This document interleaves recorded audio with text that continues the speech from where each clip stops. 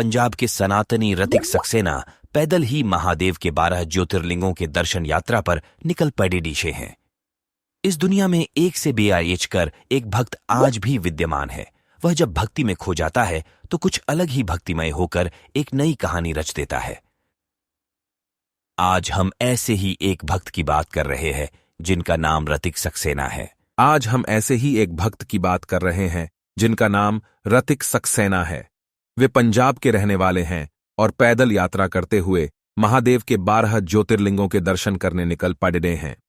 उनके घर पर उनके माता पिता, भाई और एक बहन है।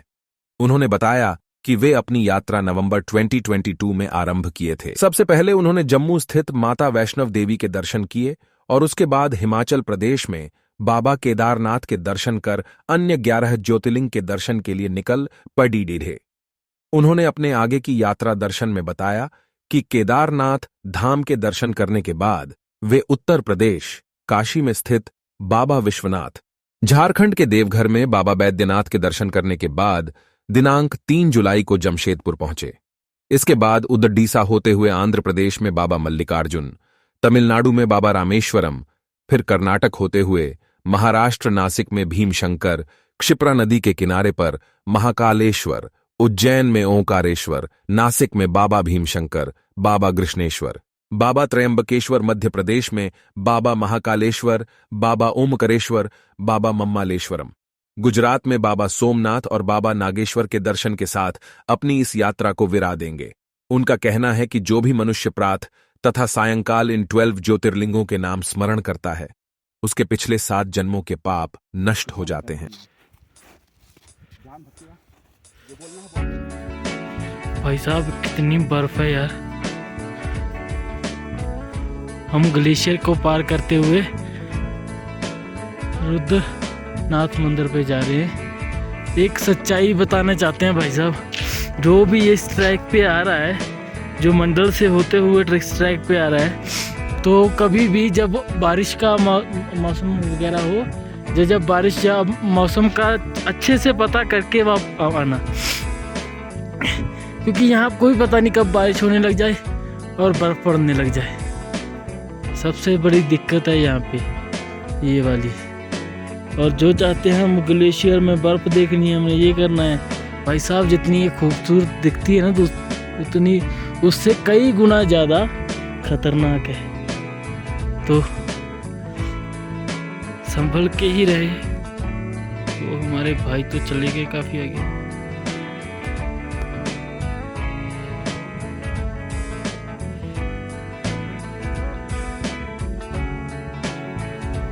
भाई कल रात की बर्फबारी में बिल्कुल रास्ते बिल्कुल बर्फ से ढक गए हैं, दिखाई नहीं दे रहे रास्ते कहाँ हैं। अभी हमारे पहले कुछ लोग गए हुए हैं जिसकी वजह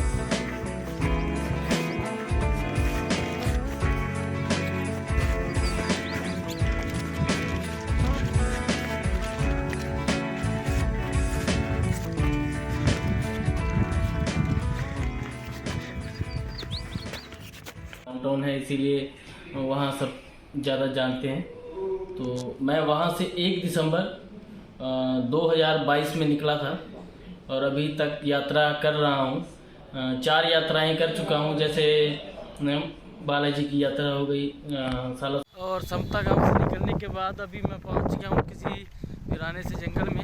यहाँ मैंने लोगों को देखा है, यहाँ ज़्यादा काम नहीं है लोगों के पास। ज़्यादा काम इसीलिए नहीं कि यहाँ खेती भी नहीं होती है और ऐसा जो है कोई काम भी नहीं चलता है बड़ा, जो बिल्डिंगों वगैरह बनने का, तो ऐसा मजदूरी का काम भी ज़्यादा नहीं है। तो यहाँ ज़्यादातर लोग गाय भैंसे ही चलाते हैं और उनसे दूध बेच कर ही अपना गुजारा करते हैं। तो मैं जब से चल रहा हूँ झारखंड में मैं यही देख रहा हूँ। तो यहाँ रोज़गार की कमी तो बहुत है भाई। तो कोई बात नहीं, बढ़ते हैं आगे। सरकार को इस चीज़ पर ध्यान देना चाहिए। तो ये तो सरकार ही कर सकती है, हम तो क्या ही कर सकते हैं। चलते हैं आगे, धीरे धीरे बढ़ते हैं। कौन कौन स्टेट घूम लिया आप पैदल? अभी भाई साहब हमने जो है राजस्थान, जम्मू, हरियाणा, हिमाचल और अपना उत्तराखंड, यूपी, बिहार। आप ऐसे हैं, आप कहाँ से हैं? आप पंजाब से हैं ना? तो पूरा इंडिया ऐसे ट्रेवल कीजिएगा पैदल ही ना?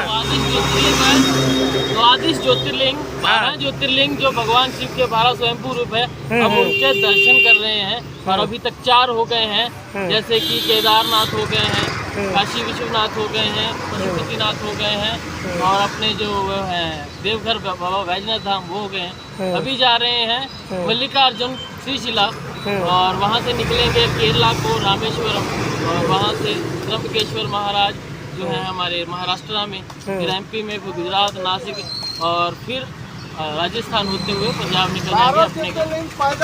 पूरे भारत का एक चक्कर लग जाएगा इस 12 ज्योतिर्लिंग यात्रा देखने में। बहुत अच्छा है भैया। हर महादेव जी। मेरा नाम ऋतिक सक्सेना है और हम जो है 12 ज्योतिर्लिंग की यात्रा कर रहे हैं।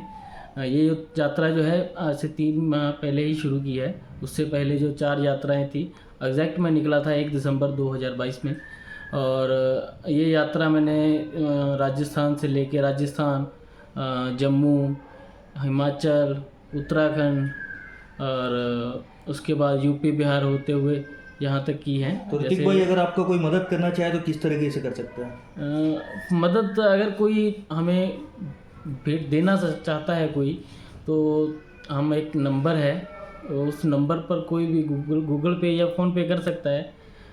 वो है 97 फिर 7 फिर 92 0 31 33 ये नंबर है। इस पे आप जो इस है नंबर पे गूगल पे करके हाँ। ऋतिक भाई की मदद कर सकते जी, हैं। जी। हर हर महादेव और हमारी तरफ से आपको बहुत बहुत शुभकामनाएं। हर हर महादेव। भाई ये पुराना रास्ता है जो पहले से बना हुआ है और आप देखिए ये नीचे बिल्कुल बर्फ़ से ढक गया है और इसमें कुछ लोग गए हुए हैं। मेरे ख्याल से कल शाम मुझे रास्ते में 2 व्यक्ति मिले थे, उनके साथ 2 घोड़े वाले भी थे, तो मेरे ख्याल से वही दोनों गए हुए हैं और उनके पैर बिल्कुल घुटने तक अंदर धंसे हुए हैं। तो अभी हमारे से पहले कुछ लोग ऊपर से नीचे उतरे हैं।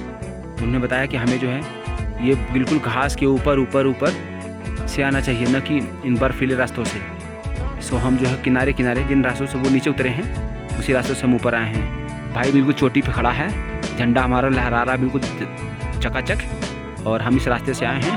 हर हर महादेव।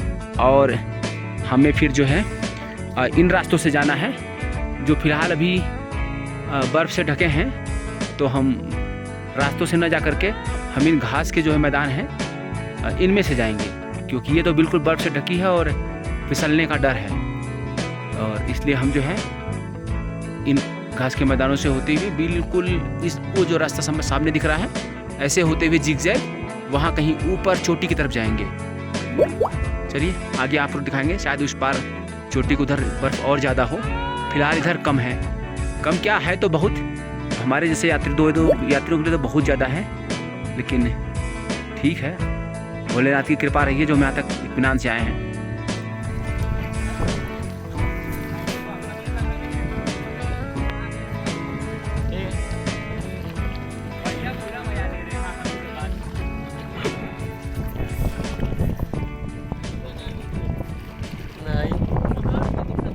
हाँ इधर हो जाएगा।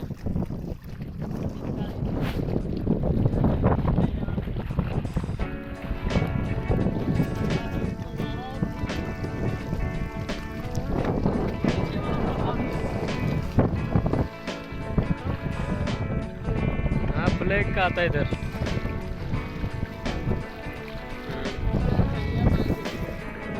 इधर आप सही है।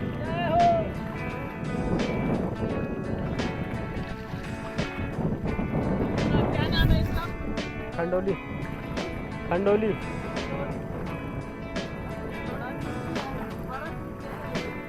क्या दोस्तों हम पहुंच चुके हैं टाटा में।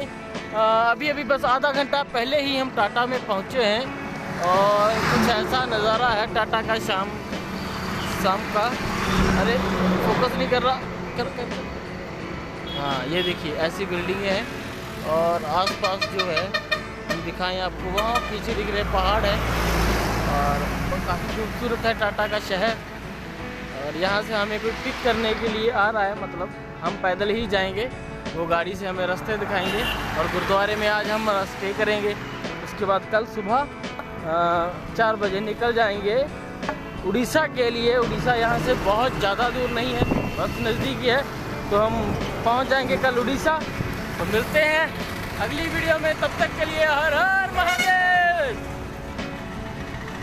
महादेव दोस्तों, ये देखिए यहाँ पर हम जा रहे हैं टाटा के रास्ते पे और ये कुछ लोकल रास्ता है और मुझे अभी जो पहाड़ों के बीच बीच होके लोकल रास्ते से ही जाना पड़ेगा। तो मैं अभी जंगल के बीच में उधर हूँ, वहीं जंगल में 1-2 घर हैं, जैसे ये रहा और झुग्गियाँ सी है, झोपड़ियाँ सी। तो वैसे इस गांव, मुझे तो ये नहीं समझ आ रहा कि इस गांव में राशन पानी कैसे पहुंचता होगा यार। ये गांव शहर से भी काफ़ी दूर है और बस्ती पहाड़ों से में बसी हुई है, जंगलों में, पूरे आदिवासियों में। वो देखो आप पहाड़ दिख रहे हैं ना आपको, वो पहाड़, और वहाँ से होते हुए, वहाँ से निकलते हुए जाना है मुझे। तो चलिए चलते हैं आगे, मिलते हैं आगे। तो देखने वाला नज़ारा है भाई, बहुत अच्छा माहौल है। हर हर महादेव। आज हमारे साथ ऋतिक सक्सेना जी हैं, जो पंजाब से निकले हुए हैं 12 ज्योतिर्लिंग यात्रा पे। उनसे मिलते हैं। आज वो मानगो में आए हुए हैं। हमारा सौभाग्य इंडियन जर्नलिस्ट एसोसिएशन की टीम उनका स्वागत करती है और उनसे मिलके हम जानते हैं उनको कैसे रास्ते में क्या क्या परेशानी आई है, किस तरह से यहाँ तक वो पहुँचे हैं और आगे उनकी यात्रा में क्या क्या करना है उनको, कहाँ जाके उनकी यात्रा ख़त्म होगी। तो ऋतिक जी, आपने कब से ये चालू किया था अपना यात्रा? सबसे पहले तो हर हर महादेव। ये यात्रा हमने शुरू की है 1 दिसंबर 2022 में और हमने ये जो है अभी तक 4 यात्राएं कर चुके हैं। वो कौन सी हैं, जैसे सालासर धाम, हनुमान जी की सारी यात्रा, सालासर धाम, बागेश्वर धाम, नैनीताल, बालाजी खाटू जो, और उसके बाद जो है माताओं के दर्शन, माँ वैष्णो देवी, कांगड़ा जी, ज्वाला जी, चिंतपूर्णी, नैना देवी, डेटा मंदिर, चिची मंदिर, नागपुर साहिब। और वहाँ से हम निकल गए हैं उत्तराखंड में देवताओं के दर्शन के लिए।